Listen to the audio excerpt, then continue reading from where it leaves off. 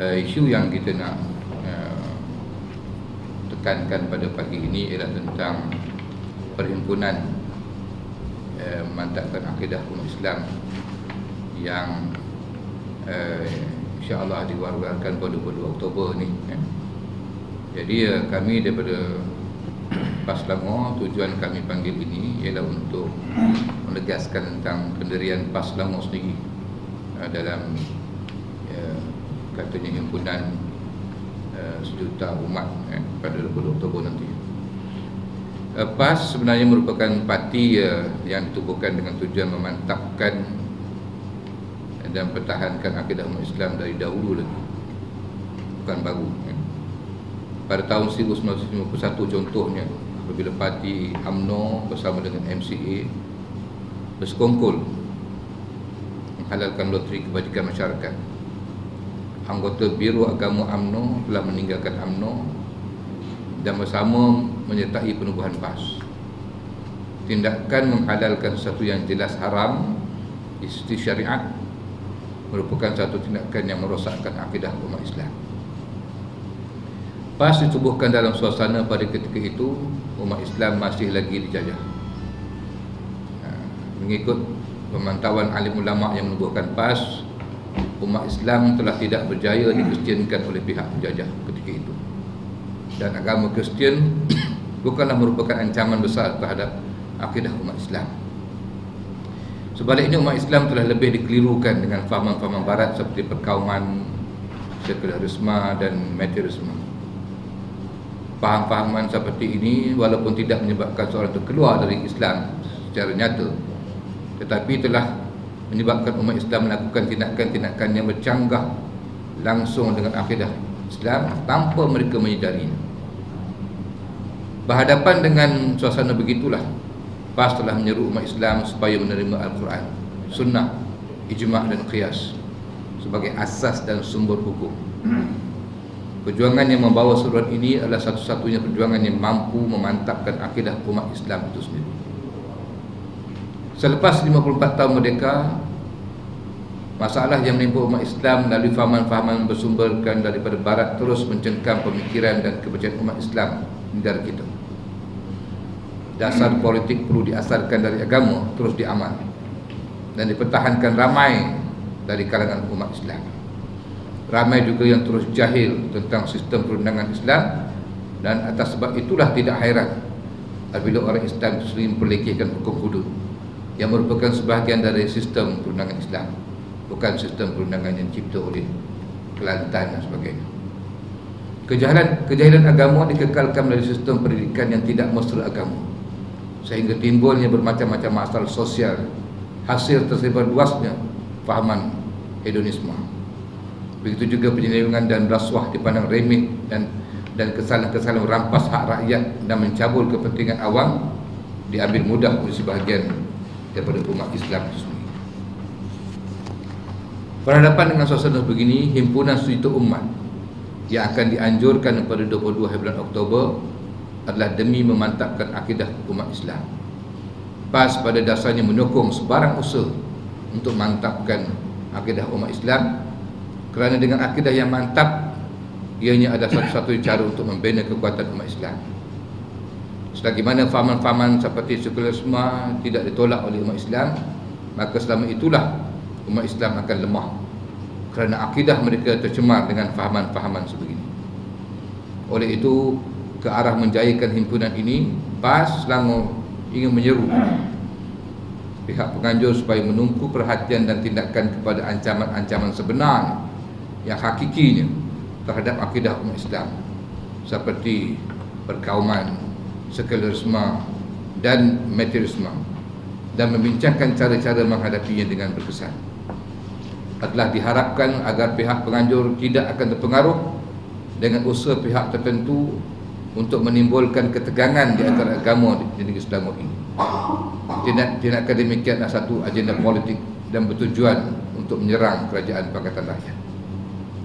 Adalah merupakan pendirian PAS Selangor bahawa masa depan negeri Selangor terletak pada kemampuan rakyat untuk mengekalkan suasana keamanan dan keharmonian di antara agama di negeri Selangor ini, selaras dengan apa yang ditentang oleh Sultan Selangor sendiri supaya negeri Selangor ni dikekalkan keamanan, dan dengan pada masa yang sama umat Islam semakin didekatkan dengan akidah Islam yang sebenar.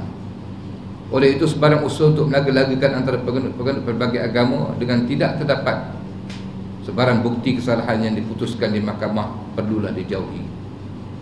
Tindakan seperti ini hanya bertujuan untuk menutup masalah yang menimpa umat Islam itu sendiri, di mana akidah mereka dicemari oleh fahaman sekulerisme dan sebagainya, dan sebaliknya meletakkan kesalahan itu kepada pihak-pihak yang lain pula.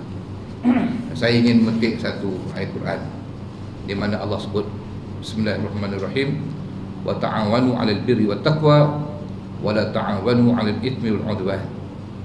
Hendaklah kamu bekerjasama di atas perkara-perkara kebajikan dan yang membawa kepada ketakwaan, dan jangan sekali-kali kamu tolong-menolong untuk mengerjakan perkara-perkara yang kejahatan dan menyebabkan udwan. Udwan ni maknanya kita berkelahi atau sama-sama lain. Ini dilarang oleh Islam sendiri. Soal usaha memantapkan akidah umat Islam ini memang kami mengambil berat. Malahan itulah dia punya raison d'être, wujudnya PAS itu sendirilah ya. Sebabnya PAS diwujudkan ialah untuk menghadapi ancaman terhadap umat Islam dan akidah umat Islam yang telah kita lalui dahulu hingga sekarang ya.